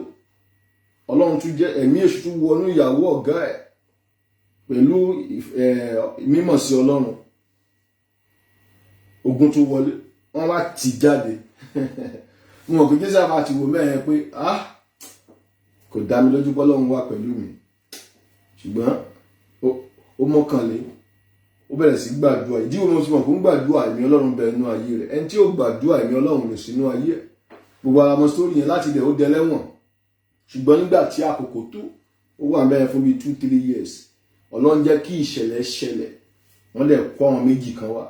Agbọ́tí àti alásè. Ó dẹ̀ túmọ̀ àlá wọn. Ó ní ẹ rántí mi o. Wọ́n tún gbàgbé ẹ̀ for some time. Ṣùgbọ́n torí pé Ọlọ́run jẹ́ olódodo. Psalm 105. Ó ní a ti rán Jósẹ́fù ṣáájú. A ti rán ṣáájú láti lọ jẹ́ olùgbàlà. Ẹ ti rí ìdojúkọ. Ṣùgbọ́n ìlérí Ọlọ́run kò lè yẹ̀. Tímótì orí 2 ẹsẹ̀ 9. Ara àwọn ọ̀rọ̀ tó máa ń fúnyàn ní ìfọkànlé. Paul ní mo jìyà bí arúfin. Ó ní wọ́n parọ́ wọn ni wọ́n dà mí láàmú. Ó ní ṣùgbọ́n ọ̀rọ̀ Ọlọ́run kò ṣeé dè. Kò sí ohun tó lè dè ọ̀rọ̀ Ọlọ́run. Afẹ́n tó bá padà. Ṣùgbọ́n nígbà tí a ò bá ti padà lẹ́yìn Ọlọ́run, ìlérí àti májẹ̀mú rẹ̀ yóò wá sí ìmúṣẹ lórúkọ Jésù Kristi. Ọlọ́run mi kì í ṣe ènìyàn. Numbers 23:19. Ó ní ìwọ Ọlọ́run kì í ṣe ènìyàn tí ó fi parọ́. Bẹ́ẹ̀ ni kì í ṣe ọmọ ènìyàn tí ó fi ṣèké. Àbẹ́ẹ̀ rí èèyàn náà ń bọ̀ kò dẹ̀ ní wá èèyàn nìyẹn. Ṣùgbọ́n Ọlọ́run bó bá ti sọ kò lè yẹ̀. Psalm 119:89. Ó ní ọ̀rọ̀ rẹ̀ kalẹ̀ láti ayé dé ọ̀run. Ẹ pe orúkọ Jésù Kristi. Gbogbo alamọ̀tán Jósẹ́fù pàpà débi ìlérí ni torí pé a ti rán bí aṣáájú. Ẹ pe orúkọ Jésù Kristi. Olúwa mò ń wò ọ́ fún tuntun. Olúwa mò ń wò ọ́ fún ìyanu. Olúwa la ọ̀nà àbáyọ fún mi. A ju Èsíkẹ́lì sínú túbú, ó bẹ̀rẹ̀ sí gbàdúrà. àti Èsíkẹ́lì 19 lórí sọ fún Ọlọ́run wá sọ fún ó ní wò ó kí ló ń wo ó ní ògiri ni ó ní there is a way ó ní ọ̀nà wà nínú ògiri. Ìyẹn túmọ̀ sí pé bí a bá wà ní ìṣòro kan tó pé kò sọ́nà àbáyọ mọ́ irọ́ ni, Ọlọ́run lè la ọ̀nà níbi tí ò sí ọ̀nà. Jesus is the way. Ó la ọ̀nà fún Èsíkẹ́lì láti inú ògiri. Ẹ pe orúkọ Jésù Kristi. Olúwa la ọ̀nà àbáyọ fún mi lọ́sẹ̀ yìí. Olúwa aṣọ tuntun lọ́sẹ̀ yìí. Ohun tuntun tí ìwọ nìkan lè ṣe. Ohun alágbára tí ìwọ nìkan lè ṣe. Olúwa sọ di mímọ́, ẹ sọ di àdúrà. Orúkọ Jésù Kristi. Orúkọ Jésù. Orúkọ Jésù. Olúwa ní ìrìn àjò ọ̀sẹ̀ yìí. Olúwa aṣọ tuntun nínú ayé àwọn ènìyàn rẹ, nínú ayé tèmi náà, nínú ilé mi, nínú iṣẹ́ mi. Alágbára aṣọ tuntun. Alágbára aṣọ tuntun. Alágbára aṣọ tuntun. Alágbára aṣọ tuntun. Alágbára aṣọ tuntun. Ẹ béèrè fún tuntun ẹ̀yin ọmọ Ọlọ́run. Kò sí ohun tí Ọlọ́run ò lè ṣe. Bíbélì sọ pé pẹ̀lú Ọlọ́run ohun gbogbo ní ṣíṣe. Pẹ̀lú èmi àti Ọlọ́run, ẹ̀yin àti Ọlọ́run kò sí àṣetì. Olúwa aṣọ tuntun. Olúwa aṣọ, thank you Lord. Kò máa ṣàṣetì lọ́dọ̀ Jésù Olúwa. Kò máa ṣàṣetì lọ́dọ̀ Jésù Olúwa. Ọba tó pàṣẹ fọ́jọ́ tọ́jọ́ yọ jáde. Ọba tó pàṣẹ fọ́run tóòrùn di mímọ́ o. Ọba tó pàṣẹ tó dá mi lọ́kùnrin sáyé pàṣẹ. Jésù pàṣẹ o, kíre ayé mi tẹ̀ mí lọ́wọ́. Ẹ bá Ọlọ́run sọ̀rọ̀. Olúwa pàṣẹ kí ire tẹ̀ mí lọ́wọ́. Ohun tọ́lọ́run ní láti ṣe ni pé kó sọ̀rọ̀. Nígbà tí Ọlọ́run sọ̀rọ̀ fún Mósè, ó ní nà ọ̀pá sókè. Ọ̀rọ̀ kan ti tó. Ènìyàn máa sọ ṣùgbọ́n Ọlọ́run ọ̀rọ̀ kan péré ni. Ẹ sọ fún Ọlọ́run, Olúwa sọ kìkì ọ̀rọ̀ kan láṣálẹ́ sí ayé mi. Ọ̀rọ̀ tó ń pín òkun níyà. Ọ̀rọ̀ tó ń mú agbára kúrò nínú iná. Àbẹ́ẹ̀rí àwọn mérùrù mẹ́ta wọ́n fi wọ́n sí iná ìléru. Ṣùgbọ́n Ọlọ́run ti pa àṣẹ. Iná kì í jó iná. Iná ló ṣíwájú Olúwa. Ó sì jó àwọn ọ̀tá rẹ̀ run. Ọlọ́run wa iná àjò nínú. Iná ò lè jó iná. Ọlọ́run wà nínú iná. Iná ò dẹ̀ jó wọn. Àbẹ́ẹ̀rí Dáníẹ́lì ajù sínú túbú kó tó débẹ̀. Àti ká ẹ̀yìn kìnìún. Kìnìún ò ní agbára. Ọ̀rọ̀ ni. Ẹ sọ fún Ọlọ́run, Olúwa sọ kìkì ọ̀rọ̀ kan. Ẹ máa bá Ọlọ́run sọ̀rọ̀. Ẹ máa bá Ọlọ́run sọ̀rọ̀. Ká tó gbára Olúwa sọ kìkì ọ̀rọ̀ kan. Ọ̀rọ̀ tó ń la ọ̀nà fún ènìyàn. Ọ̀rọ̀ tó máa ń kó ènìyàn yọ. Ọ̀rọ̀ tó ń gbé orí ènìyàn sókè. Ọ̀rọ̀ tó máa ń ranni lọ́wọ́. Ọ̀rọ̀ tó ń sọ ní di ńlá. Ọ̀rọ̀ tó ń sọ ní di pàtàkì. Ọ̀rọ̀ tó ń fi ọ̀tá ṣẹlẹ́yà. Ọ̀rọ̀ tó ń tú àṣírí ìkà. Olúwa sọ kìkì ọ̀rọ̀ kan. Ọ̀rọ̀ àtúnṣe. Ọ̀rọ̀ àánú. Ọ̀rọ̀ agbára. Sọ kìkì ọ̀rọ̀ kan. Sínú iṣẹ́ ìránṣẹ́. Sọ kìkì ọ̀rọ̀ kan. Sínú ilé mi. Sọ kìkì ọ̀rọ̀ kan. Sínú iṣẹ́ mi. Olúwa sọ kìkì ọ̀rọ̀ kan. Olúwa sọ kìkì ọ̀rọ̀ kan. Kí ìyanu fara. Olúwa sọ kìkì ọ̀rọ̀ kan. Kí n lè wá dúpẹ́. Olúwa sọ kìkì ọ̀rọ̀ kan. Kí n du aṣẹ́gun náà. Sọ kìkì ọ̀rọ̀ kan. Sọ kìkì ọ̀rọ̀ kan. Thank you Lord. Sọ kìkì ọ̀rọ̀ kan. Sọ kìkì ọ̀rọ̀ kan. Olúwa sọ kìkì ọ̀rọ̀ kan. Ẹ sọ fún Ọlọ́run, sọ kìkì ọ̀rọ̀ kan. Ọ̀rọ̀ kan ti tó lẹ́nu Ọlọ́run. Sọ sí ayé mi kí ọ̀nà kó là fún mi. Sọ sí àwọn ọmọ wa kí wọ́n ṣe rere. Olúwa sọ kìkì ọ̀rọ̀ kan. Olúwa sọ kìkì ọ̀rọ̀ kan. Olúwa sọ kìkì ọ̀rọ̀ kan. Olúwa ṣe bẹ́ẹ̀. Jésù Olúwa wa. Báyìí ni Olúwa wí. Gbogbo ẹ̀yin tí ayé ń gbógun tì, ẹ̀yin tí wọ́n ní lára, Olúwa náà yóò gbẹ̀san. Bó ṣe máa rí nìyẹn lórúkọ Jésù Kristi. Gbogbo ẹni tó ní ayé wa lára, gbogbo ẹni tó ní iṣẹ́ wa lára, gbogbo ẹni tó ní ayé rẹ lára, gbogbo ẹni tó ní iṣẹ́ rẹ lára, Ọlọ́run ẹ̀san yóò gba ẹ̀san lórúkọ Jésù Kristi. Ẹ pe orúkọ Jésù lẹ́ẹ̀kan sí. Olúwa sọ kìkì ọ̀rọ̀ kan sí ayé mi. Ọ̀rọ̀ àánú, ọ̀rọ̀ ìgbéga, ọ̀rọ̀ ojúrere, ọ̀rọ̀ ìsọdi ńlá, ọ̀rọ̀ ìsọdi púpọ̀. Olúwa sọ kìkì ọ̀rọ̀ kan sí mi. Ẹ sọ di àdúrà. Orúkọ Jésù Kristi. Orúkọ Jésù. Orúkọ Jésù Kristi. Bàbá sọ kìkì ọ̀rọ̀ kan sí ayé mi láṣálẹ̀. Ọ̀rọ̀ kan ti tó. Sọ sí iṣẹ́ ìránṣẹ́ mi kí ọ̀nà kó là yí mi ká. Sọ kìkì ọ̀rọ̀ kan sí ilé mi kí àlàáfíà kó jọba. Sọ kìkì ọ̀rọ̀ kan sí ilé mi ká di ẹni ìbùkún. Sọ kìkì ọ̀rọ̀ kan sí ayé mi kí n di alágbára. Sọ kìkì ọ̀rọ̀ kan kí ojú kó ti àwọn ìkà ènìyàn. Sọ kìkì ọ̀rọ̀ kan. Sọ kìkì ọ̀rọ̀ kan. ọ̀rọ̀ tí ayé ò lè dá dúró, sọ kìkì ọ̀rọ̀ kan. Ọ̀rọ̀ ìsọdi ńlá, sọ kìkì ọ̀rọ̀ kan. Ọ̀rọ̀ ìsọdi púpọ̀, sọ kìkì ọ̀rọ̀ kan sí lónìí. Olúwa sọ kìkì ọ̀rọ̀ kan. Ọlọ́run ṣe bẹ́ẹ̀. Jésù Kristi Olúwa wa. Àmín. Ẹja gbálẹ̀ kan sí. Olúwa sọ kìkì ọ̀rọ̀ kan sí ayé mi. À ń béèrè fún ohun tuntun bá a ti ń wọ ní oṣù keje lọ. Olúwa sọ kìkì ọ̀rọ̀ kan sí mi. Kìkì ọ̀rọ̀ kan ni. Ọ̀rọ̀ kan ti tó lẹ́nu Ọlọ́run. Ẹ wo Balógun yẹn. Jésù Olúwa ó ní òun máa tẹ̀lé, ó ní òun mọ̀ alágbára ni, ó ní sọ ọ̀rọ̀ kan, òun mọ̀ para ọmọ òun máa yá. Jésù Olúwa gan wò ó ní onígbàgbọ́ o. Nígbà tó máa fi délé ara ọmọ yẹn ti yá. Bẹ́ẹ̀ ni ọ̀rọ̀ tó ń ṣiṣẹ́ agbára, ọ̀rọ̀ tí ò ṣe é dá dúró, ọ̀rọ̀ tí ayé ò lè dè. Ọ̀tá lè gbé ogun, ọ̀tá lè nìyàn lára, wọn ò lè dá ọ̀rọ̀ Ọlọ́run dúró. Kò sẹ́ni tó ń dá rúru omi òkun dúró, omi á gbé lọ ní. Bẹ́ẹ̀ ni bọ́rọ̀ Ọlọ́run ṣe rí náà nìyẹn. Wọ́n lè ní ènìyàn lára, wọ́n lè gbógun ti ènìyàn, wọ́n lè parọ́ mọ́ ènìyàn, wọ́n lè dìtẹ̀ mọ́ ènìyàn, wọ́n lè kọ ènìyàn sílẹ̀. Kò sí tí wọn ò lè ṣe fún ènìyàn. Bẹ́ẹ̀ ni ẹ bá ti dúró nínú Ọlọ́run, ohun tá a pè ló máa padà jẹ́. Àrípa nípa ti Jábésì. Ìbéèrè wípé Jábésì ṣe ọlọ́lá ju àwọn ènìyàn rẹ̀ lọ, ṣùgbọ́n a pè lọ́mọ ìbànújẹ́. Ṣùgbọ́n kò wo bẹ̀ yẹn, ó lọ gbàdúrà. Ó ní Ọlọ́run Ísírẹ́lì, ìwọ ò bá dẹ̀ yí ìgbà mi padà sí rere, ìwọ ò bá dẹ̀ ṣàánú fún mi. Mo láìkì ibẹ̀ 2 Chronicles 16. Ìbéèrè sọ pé Ọlọ́run sì gbọ́. Mo gbàdúrà láṣálẹ̀, Ọlọ́run yóò gbọ́ ohùn èmi àti yín náà lórúkọ Jésù Kristi. Kí lẹ fẹ́ k'Ọlọ́run kó yí padà nínú ayé ohun tuntun? Ọlọ́run tó gbọ́ ohùn Jábésì, ó sì yí ìgbà rẹ̀ padà. Ọlọ́run ìlà sọ, ẹ pe orúkọ Jésù. Olúwa gbọ́ tèmi náà, ṣe ohun tuntun fún mi. Sọ kìkì ọ̀rọ̀ kan. Ibi tí mo wà ti sú mi, yí ìgbà mi padà, sún mi síwájú, lànà iṣẹ́ fún mi, lànà àánú fún mi. Ẹ tó ń fẹ́ iṣẹ́, ẹ béèrè fún iṣẹ́. Ẹni k'Ọlọ́run kó sọ kìkì ọ̀rọ̀ kan. Ẹ̀yin tẹ́ ń fi ọmọ, ẹni k'Ọlọ́run kó sọ kìkì ọ̀rọ̀ kan. Ẹ pe orúkọ Jésù, ẹ sọ di àdúrà. Orúkọ Jésù Kristi alágbára ńlá ní àṣálẹ́. Ohun tí mo fẹ́ náà ni pé kó sọ kìkì ọ̀rọ̀ kan. Kí ìjì kó dákẹ́ jẹ́ nínú ilé mi, nínú iṣẹ́ mi. Sọ kìkì ọ̀rọ̀ kan.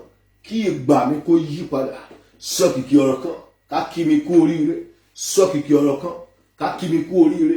Bàbá sọ kìkì ọ̀rọ̀ kan. Ká kí mi kú oríire. Sọ kìkì ọ̀rọ̀ kan sí mi. Kí ìyanu kó ṣẹlẹ̀. Ọ̀rọ̀ àánú, ọ̀rọ̀ ìgbéga, ọ̀rọ̀ ìgbédìde. Sọ sí mi o. Sọ sí iṣẹ́ mi. Sọ sí ayé mi. Olúwa sọ kìkì ọ̀rọ̀ kan. Olúwa sọ kìkì ọ̀rọ̀ kan. Fi ọ̀rọ̀ mi ṣe ìyanu. Ògo ni fún orúkọ Olúwa. Jésù Kristi Olúwa wa. Àmín. Bẹ́ẹ̀ ló máa rí lórúkọ Jésù Kristi. Kìkì ọ̀rọ̀ kan tí ó mú kí ìgbà wa kó nítumọ̀, kí ayé wa kó yí padà sí lójijì, kó wọnú ayé wa wá lórúkọ Jésù Kristi. Ọ̀rọ̀ ni Ọlọ́run rán. Jọ mo meditate lórí Genesis 22, níbi tí Ọlọ́run ti àwọn áńgẹ́lì mẹ́ta ti bẹ Abraham wò. Mi lọ sọ pé Ọlọ́run bá bọ ọmọ ẹ̀ mímọ́ nìyẹn. Mo gbàdúrà ìbẹ̀wò Ọlọ́run, ìbẹ̀wò àwọn áńgẹ́lì, ìbẹ̀wò ẹ̀mí mímọ́ lójú àlá àti lójú ayé, tí ó mú kí ìgbà wa kó yí padà sí rere, kó wọnú ayé wa lórúkọ Jésù Kristi. Kò sẹ́ni tí Ọlọ́run bẹ̀wò táyé ẹ̀ wà lójú kan, ayé ẹ̀ máa yí padà ní. Abẹ̀wò àní mísì bẹ̀wò Ọlọ́run lórúkọ Jésù Kristi. Táǹgọ̀ fún ẹ̀mí Ọlọ́run ayé Abraham, ó mọ̀, ó lọ pàdé wọn, ó ṣe wọn lálejò. Oníbélì ti sọ fún wa ní ìwé Tímótì, ó ní ká máa ṣe ìtọ́jú àwọn àlejò. Bẹ́ẹ̀ ni ó ṣe ìtọ́jú wọn, ó fún wọn lóúnjẹ, wọn á sọ tẹ́lẹ̀. Wọ́n ní Sárà ńkọ́ aya rẹ̀, wọ́n ní wòye àmọ́dún. Sárà gan Ọlọ́run, nítorí ẹ ti jẹ bọ́gà, ẹ ti jẹ àmàlà, ẹ ti jẹun yó, ó yẹ kẹ́ máa sọ̀sọ̀kúsọ. Ṣùgbọ́n ọ̀rọ̀ yẹn wá sí ìmúṣẹ. Èmi náà gbàdúrà ní àṣálẹ́ bí ikọ̀ àtìríjú Ọlọ́run, kìkì ọ̀rọ̀ kan tí ayé wa nílò, tí ilé wa nílò, tí iṣẹ́ wa nílò, tí gbogbo ìdè ó fi já, tí ọ̀nà ó fi là, tá a fi rí aláàánú, tá a fi rí olóore, tá a fi rí ìtẹ̀síwájú. Àrígbà lórúkọ Jésù Kristi. Oh, thank you Lord. agbára àgbélébù kó ṣe àtìlẹ́yìn fún wa lórúkọ Jésù Kristi. Agbára àgbélébù, ẹnìkan wà láàrin wa, ẹni yẹn lálàá ó rí cross, ẹni yẹn ò mọ̀ túmọ̀ ẹ̀. Olúwa wípé àtìlẹ́yìn òun ni. Ẹni yẹn wà láàrin wa, bá ṣe ń gbàdúrà mo rí cross ńlá. Ẹni Olúwa ní kó má bẹ̀rù. Ó dẹ̀ ń túmọ̀ sí àdúrà tá à ń gbà iná pé Ọlọ́run wà láàrin wa. Ó ní ẹ má bẹ̀rù. Ọ̀rọ̀ yẹn ń wá sí mi lọ́kàn láṣálẹ́. Olúwa rán mi láṣálẹ́ láti mú ọkàn àwọn ènìyàn lé àtèmi tí mò ń sọ̀rọ̀. Ẹ má bẹ̀rù. Bẹ́ẹ̀ bá rí ìdojúkọ, ẹ má bẹ̀rù. Ìdojúkọ wà sí àṣeyọrí ni bẹ́nìyàn bá ti padà. Ẹ rántí pé Jésù Olúwa ní ọ̀nà òtítọ́ àti ìyè. Ọ̀nà yẹn náà ni yóò máa tẹ̀lé. A ó débi ògo lórúkọ Jésù Kristi. Mo ní a ó débi àṣeyọrí lórúkọ Jésù Kristi. Ọlọ́run yóò ràn wá lọ́wọ́. Ìlérí rẹ̀ yóò wá sí ìmúṣẹ. Ògo ni fún orúkọ Olúwa. Náà a fẹ́ gbàdúrà sí ara Olúwa.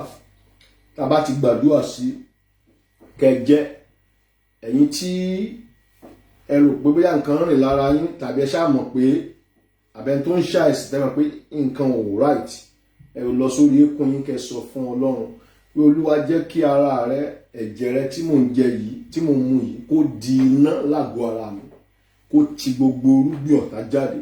Nítorí Olúwa wí nìyẹn, yóò dẹ̀ mú ọ̀rọ̀ rẹ̀ ṣẹ lórúkọ Jésù Kristi. Iná Olúwa yóò bẹ àgọ́ ara wa wò, yóò ti gbogbo iṣẹ́ ọ̀tá jáde lórúkọ Jésù Kristi. Gbogbo ìdè àwọn àjẹ́, gbogbo ìdè òkùnkùn nínú ìfun, nínú ojú, nínú ilé wa, nínú ayé wa, iná Ọlọ́run yóò gbé jáde lórúkọ Jésù Kristi. Gbogbo jàǹkáwò òkùnkùn, gbogbo agbára tó ń ṣiṣẹ́ ìdíwọ́ àti ìdènà lórúkọ Jésù Kristi, iná Ọlọ́run yóò jẹrun lórúkọ Jésù Kristi. Gbogbo agbára tó ń ṣiṣẹ́ ìkórira, agbára tó ń ṣiṣẹ́ ìkọ̀sílẹ̀ nínú ayé àwọn ènìyàn sí ènìyàn, iná Ọlọ́run yóò bà á jẹ́ lórúkọ Jésù Kristi. Bẹ́ẹ̀ lọ́run yóò ṣe. Ògo ni fún orúkọ Olúwa. Ẹ gbé àwọn ará Olúwa yẹn síwájú ẹ̀yin ọmọ Ọlọ́run ká gbàdúrà sí. Agbára ń bẹ nínú ẹ̀jẹ̀ Jésù. Agbára ń bẹ nínú ẹ̀jẹ̀ rẹ̀. Agbára ń bẹ nínú ẹ̀jẹ̀ Jésù. Agbára ń bẹ nínú ẹ̀jẹ̀ rẹ̀. Ìwòsàn ń bẹ o, ìwòsàn ń bẹ nínú ẹ̀jẹ̀ Jésù. Ìwòsàn ń bẹ, ìwòsàn ń bẹ nínú ẹ̀jẹ̀ rẹ̀. Ìwòsàn ń bẹ o, ìwòsàn ń bẹ nínú ẹ̀jẹ̀ Jésù. Ìwòsàn ń bẹ nínú ẹ̀jẹ̀ rẹ̀. Akọ̀wé rẹ̀ pé a ṣẹ́gun dírágónì náà nípa ẹ̀jẹ̀ ọ̀dọ́ àgùntàn àti nípa ọ̀rọ̀ ẹ̀rí ẹnu wọn. Mo pa á ní àṣẹ bí ikọ̀ àti ìríjú Olúwa, bí ìdarí ẹni mímọ́ Ísírẹ́lì láṣálẹ̀ yìí pé gbogbo ń tá a gbé kalẹ̀, omi ni, bread ni, bisikíìtì ni, drink ni, ohun gbogbo tá a gbé kalẹ̀ láti fi gba Olúwa láṣálẹ̀ yìí, ẹ̀jẹ̀ Jésù kó yà á sí mímọ́ lórúkọ Jésù Kristi. Iná ló máa ń ṣíwájú Olúwa. Ohun tó sì máa ń kọ́ ṣe ni pé ó máa ń jó ọ̀tá wọn ni, ó máa ń jó ìdíwọ́ wọn, á jó ìdènà wọn, á jó òkùnkùn wọn, á jó ìṣubú wọn, á jó àìsàn wọn. Ohun gbogbo tí Ọlọ́run tí ò lè dá, tí díẹ̀ ṣọwọ́ Ọlọ́run ló ti wá, á kọ́ jó wọn. Ọlọ́run fúnra ẹ̀ àwa darapọ̀ mọ́. Ọlọ́run wa iná jó wọn ni. Mo rán iná Ọlọ́run jáde ṣùgbọ́n tá a gbé kalẹ̀. Iná Ọlọ́run kó yà á sí mímọ́ lórúkọ Jésù Kristi. Ẹ̀mí Jèhófà ń bẹ lára mi. Ó pè mí, ó sì rán mi bí ikọ̀ àti ìríjú láti tú òǹdè sílẹ̀, láti gbàdúrà fún àwọn afọ́jú, láti ya àwọn tí ayé ní lára sí mímọ́, láti tú wọn sílẹ̀, láti ṣiṣẹ́ àmì àti iṣẹ́ ìyanu.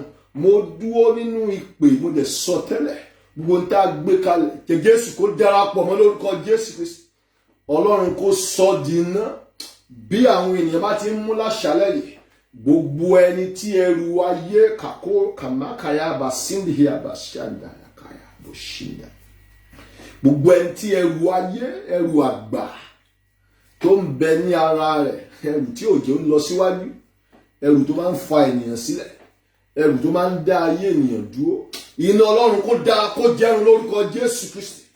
Gbogbo ẹrù ìbọ̀dè, ẹrù àgbà, àmì àṣetì, àmì àwọn àjẹ́, àmì ẹran wa ní àmì ẹ máa bójútó lórúkọ Jésù. Iná Ọlọ́run kó ṣí ìdànù lórúkọ Jésù Kristi. Ayé àwọn ènìyàn kó gba òmìnira. Ogun jíjà wa kó tán. Mo ní ogun jíjà wa kó tán. Mo ní ogun jíjà kó tán. Gbogbo ẹni tó yẹ kó kú kí ayé wa kó lè nítumọ̀, Ọlọ́run kó ṣe bẹ́ẹ̀ lórúkọ Jésù Kristi. Gbogbo ẹni tó yẹ kó wọnú ìdè kí ọ̀rọ̀ wa kó lè nójútú, Ọlọ́run kó ṣe bẹ́ẹ̀ lórúkọ Jésù Kristi.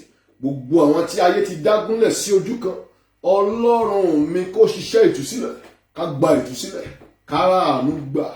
Mo ní kára àánú gbà. Ìgbédìde kó wà, ìgbéga kó wà, ìgbédìde kó wà, ẹ ṣàmì, ìgbédìde kó wà. Kí oṣù tó parí, ìgbédìde kó wà, ìgbéga kó wà, ayọ̀ kó wà, ọrọ̀ kó wà, ìbùkún kó wà. Ọlọ́run kó ṣe bẹ́ẹ̀. Ọ̀nà kì í dí mọ́ ọjọ́ kí ọjọ́ má yọ láti òní lọ. Torí pé Jésù Olúwa ní ọ̀nà, òtítọ́ àti ìyè fún iṣẹ́ ìránṣẹ́ yìí. Ọ̀nà kó là lórúkọ Jésù Kristi. Fún gbogbo ọkùnrin, ọ̀nà kó là lórúkọ Jésù Kristi. Fún gbogbo ẹ̀yin obìnrin, ọ̀nà kó là lórúkọ Jésù Kristi. Fún gbogbo àwọn ọmọ wa, ọ̀nà kó là lórúkọ Jésù Kristi. Ẹni tó bá ti súre fún wa lórúkọ Olúwa ni mo wí, Ọlọ́run kó súre fún wọn lórúkọ Jésù Kristi.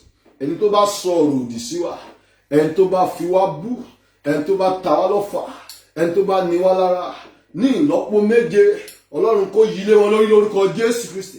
Idà wọn ló máa ń pa wọn. Àwọn tó bá já ọgbà tútù ejò yóò bù wọ́n ṣà. Ẹni tó bá wa òkúta yóò pa lára. Ohun gbogbo tí ọ̀tá bá kójọ nítorí tiwa, kó kọjú ìjà sí wọn lórúkọ Jésù Kristi. Ọ̀nà wa kó là sí rere. Ogun ò ní borí wa. Ọlọ́run tó gbé ọ̀rẹ́ ga jù orúkọ rẹ̀ lọ. Ọ̀rẹ́ sọ wípé wọ́n bá wa jà, oníṣùgbọ́n wọn kì yóò borí wa. Ogun ayé ò ní borí wa lórúkọ Jésù. Ogun ènìyàn ò ní borí wa lórúkọ Jésù Kristi. A ò ní ráre, bẹ́ẹ̀ la ò ní ṣẹ̀sín. A ó ra àánú gbà. Ayọ̀ la ó fi parí oṣù yìí. Ijó la ó fi parí oṣù yìí. Ìròyìn ayọ̀ tá à ń fẹ́ yẹn yóò tẹ̀ wá lọ́wọ́. Ọlọ́run mi yóò ṣe ohun tuntun kan lónìí, yóò sì wù jáde. A ó sì padà wá dúpẹ́. Divine Assembly Ministries, Ọlọ́run kó ro ní agbára. Gbogbo ọ̀tá ìrere inú iṣẹ́ ìránṣẹ́ yìí, Ọlọ́run kó pa wọ́n lẹ́nu mọ́. Ọlọ́run kó ṣe ohun tuntun. Olúwa dá mi lójú kó máa tẹ̀síwájú láti ipá dé ipá, láti ìṣẹ́gun dé ìṣẹ́gun. Gbogbo ọmọ iṣẹ́ ìránṣẹ́, Ọlọ́run kó gbàdúrà fún ẹ ò ní mọ ìnira. Gbogbo olùfẹ́ iṣẹ́ ìránṣẹ́ yìí ojú òní tì yín, ẹ ò ní dá nìkan ṣayé. Ẹni tó bá ní yín lára, Ọlọ́run kó dójú tì, ìyanu kó ṣẹlẹ̀ o. Jẹ̀bá àti ńlọ, Ọlọ́run kó máa bá wa lọ. Ẹ̀jẹ̀ rẹ̀ kó yà wá sí mímọ́, iná rẹ̀ kó ṣíwájú wa. Lóru òní kárí ìbẹ̀wò Ọlọ́run, kárí ìbẹ̀wò áńgẹ́lì. Ọ̀nà wa kó là sí rere. Áńgẹ́lì Ọlọ́run kó wá, kó bá wa sọ̀rọ̀, kó fún ọ̀nà àbáyọ hàn wá, kó ṣe ohun tuntun. A ó gba ìpè ayọ̀. Hey, thank you Lord. Mo ní a ó gba ìpè ayọ̀ kí oṣù tó parí lórúkọ Jésù Kristi. A ó gba ìpè ayọ̀ lórúkọ Jésù ni mo wí. Mo ní a ó gba ìpè ayọ̀ kí oṣù yìí tó parí. Mo ní a ó gba ìpè ayọ̀. A ó dẹ̀ wá yin Ọlọ́run. Nígbà tá a máa pàdé lọ́sẹ̀ tó ń bọ̀, a ó fi jó pàdé, a ó fa ayọ̀ pàdé, ọkàn wa yóò balẹ̀, ojú kò ní tì wá. Ògo ni fún orúkọ Olúwa Jésù Kristi Olúwa wa. Àmín, àmín, àmín lórúkọ Jésù Kristi. Ká tó sórí ọ̀fẹ́, kálẹ̀ tó ké hallelujah. A dúpẹ́ lọ́wọ́ èèyàn ọmọ Ọlọ́run tẹ́ ń darapọ̀ mọ́ wa àti gbogbo ẹ̀yin tẹ́ ń share àwọn fídíò wa. Mò ń wò yín, ẹ̀yin top fan. Mo gbàdúrà òkèlè ọmọ wa ẹ ò ní jábọ́ lórúkọ Jésù Kristi. Bẹ́ẹ̀ ṣe ń share fídíò wa tẹ́ ẹ̀dẹ̀ ń fàdúrà ràn wá lọ́wọ́, ẹ ò ní dá nìkan ṣayé. Ọlọ́run yóò ràn yín náà lọ́wọ́. Ayé ò ṣe é dá ṣe, ẹ ò ní wá láàánú tì lórúkọ Jésù Kristi. Èmi àti yín, Ọlọ́run yóò yin àwọn aláàánú tì wá. Ọlọ́run yóò yin àwọn olóore tì wá. Bẹ́ẹ̀ ni ló máa rí lórúkọ Jésù Kristi. A dúpẹ́ lọ́wọ́ yín. God bless you. Lágbára Ọlọ́run, every Friday a máa ń ṣe Bible study. Online láti máa ń ṣe ní 8 p.m. So please ẹ darapọ̀ mọ́ wa. and every Sunday by the grace of God Sunday service wa náà 10 a.m. láàárọ̀ ṣe darapọ̀ mọ́ wa. Mo rọ̀ ẹ̀yin tẹ́ ti fi ayé yín fún Jésù, ẹ fi ayé yín fún Ọlọ́run. Ohun tó dáa ni kéèyàn máa gbàdúrà, ohun tó dáa ni k'Ọlọ́run fọ̀rọ̀ yẹn ṣe ìyanu, ṣùgbọ́n gbogbo yẹn kò tó nǹkan. A gbọ́dọ̀ wá Ọlọ́run torí ìyanu ọ̀ torí nǹkan tí a fẹ́ gbà. A gbọ́dọ̀ mọ Ọlọ́run fún ayé tiwa gan, torí pé lẹ́yìn ikú ìdájọ́ wà, ayé mi tún wà lẹ́yìn ayé yìí yẹn tí ń ṣe ọ̀run. So ibo la máa parí ìrìn àjò wa sí? Kò sí bá a ṣe pẹ́ láyé tá ní kú. Ọ̀pọ̀lọpọ̀ ń bẹ̀rù ikú. Ọmọ Ọlọ́run tó bá ń bẹ̀rù ikú, ìgbàgbọ́ rẹ̀ ìgbàlà rẹ̀ kò tí ì dàbí. Kò sí kankan nínú péyàn ń bẹ̀rù ikú. Bí ikú bá ti dé, ẹni tó bá ti ní Ọlọ́run tòótọ́, hallelujah. Ikú ni jẹ́ ọ̀nà sí ìyè. Ntí Bíbélì sọ nìyẹn. Ikú jẹ́ ọ̀nà sí ìyè. A kò dàgbà, ó kéré ni o, àwa la fi yẹn kún. Ikú ò ní nǹkan ṣe pẹ̀lú age. Ìgbàlà ọkàn wa ó ní pàtàkì. A gbọ́dọ̀ máa ronú ẹ̀. A pẹ́ o láyé lórúkọ Jésù Kristi. Ntí mo sọ èmi kí mo fẹ́ a máa kú. Kò sẹ́rù, kò sẹ́ni kankan tó máa kú. Ẹni kankan ò lè pa ẹnìkan. Ṣùgbọ́n a gbọ́dọ̀ sọ òótọ́ ọ̀rọ̀ fúnra wa. Bí èèyàn bá ti ẹ̀kún kọ́, ibo ló ń lọ? Bí ó sọ pé kò sẹ́ni tó ní agbára lórí ẹ̀mí ẹ̀ bí ikú bá dé. Àwọn tó kú mọ̀, àwọn tó ń kú wọn mọ̀ pé àwọn máa kú. So a gbọ́dọ̀ prepare. Ọlọ́run á ràn wá lọ́wọ́. Jẹ́ ká fàyè wa fọ́lọ́run, ká dẹ̀ máa tẹ̀lé. Yóò rọrùn fún wa lórúkọ Jésù Kristi. Ojú kò dẹ̀ ní tì wá. Àwa tá gba àwẹ̀ lónìí, àdúrà wa ti gbà. A sọ ní lásìkò Olúwa ní ká gba àwẹ̀ ọjọ́ kan. Àwa tá ṣe, àwa tá dẹ̀ lórí ọ̀fẹ́ náà, it is well. It is well. Ohun tó kàn dá ní pé kéèyàn máa gbọ́ràn sí àṣẹ Ọlọ́run. It is well with us in Jesus' name. Àdúrà wa yóò gbà o. A ó rí ọwọ́ Ọlọ́run sí rere. Mo sọ tẹ́lẹ̀ sí oṣù keje tá à ń wọ̀ lọ. Oṣù àánú ló máa jẹ́ o. Oṣù ayọ̀ ló máa jẹ́. Ibi kì í bá Ọlọ́run gbé. Ibi ò ní bá wa. Kò sóhun ìjà tá a ṣe sí wa tí yóò ṣiṣẹ́. Gbogbo àwọn tó bá dá wa lẹ́bi, Ọlọ́run ti dá wọn lẹ́jọ́. Ibi ò ní wọnú ilé wa.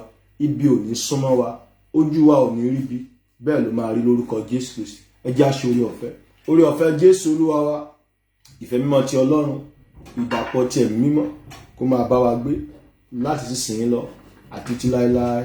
Àmín. Hallelujah. Mẹ́ta. Hallelujah. Hallelujah. Hallelujah. Ẹ̀yin Olúwa lógo, ògo fún Jésù.